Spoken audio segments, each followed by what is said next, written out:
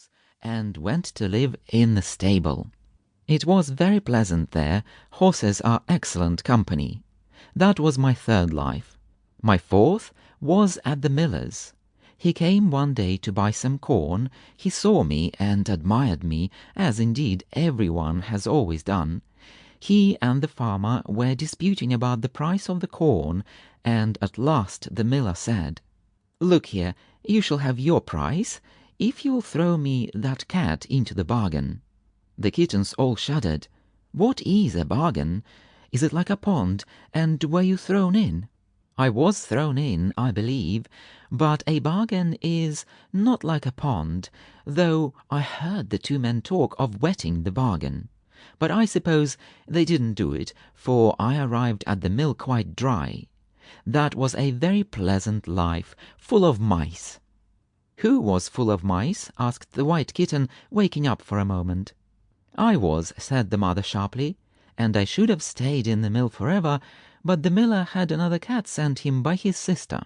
However, he gave me away to a man who worked a barge up and down the river. I suppose he thought he should like to see me again sometimes, as the barge passed by. Life in a barge is very exciting.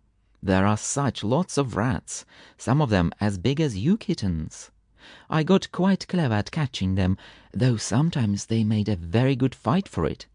I used to have plenty of milk, and I slept with the bargee in his warm little bunk, and of nights I sat and toasted myself in front of his fire in the small cozy cabin. He was very fond of me, and used to talk to me a great deal. It is so lonely on a barge that you are glad of a little conversation. He was very kind to me, and I was very grieved when he married a lady who didn't like cats, and who chased me out of the barge with a barge pole." "What is a barge pole?" the yellow kitten asked lazily. "The only leg a barge has.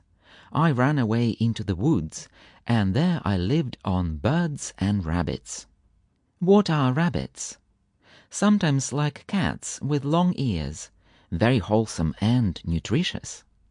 And I should have liked my sixth life very much, but for the keeper. No, don't interrupt to ask what a keeper is. He is a man who, when he meets a cat or a rabbit, points a gun at it and says bang so loud that you die of fright." "How horrible," said all the kittens. "I was looking out for my seventh life, and also for the gamekeeper, and was sitting by the river with both eyes and both ears open, and a little girl came by, a nice little girl in a checked pinafore.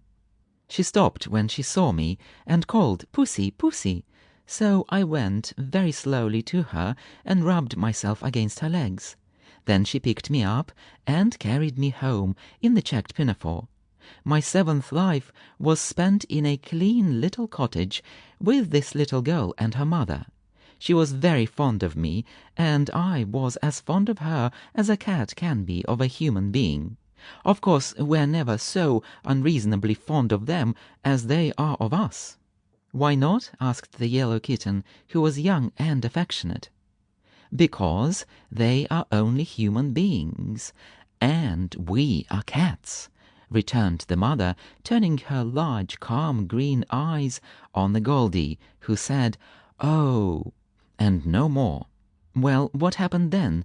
asked the black kitten, catching its mother's eye. "Well, one day the little girl put me into a basket and carried me out. I was always a fine figure of a cat, and I must have been a good weight to carry. Several times she opened the basket to kiss and stroke me. The last time she did it, we were in a room where a sick girl lay on a bed. 'I didn't know what to bring you for your birthday,' said my little girl, 'so I've brought you my dear Pussy.' The sick girl's eyes sparkled with delight. She took me in her arms and stroked me. And, though I don't like sick people, I felt flattered and pleased. But I only stayed a very little time with her." "Why?" asked all the three kittens at once. "Because... But no, that story is a little too sad for you children. I will tell it you when you are older." "But that only makes 8 lives," said Sweep, who had been counting on his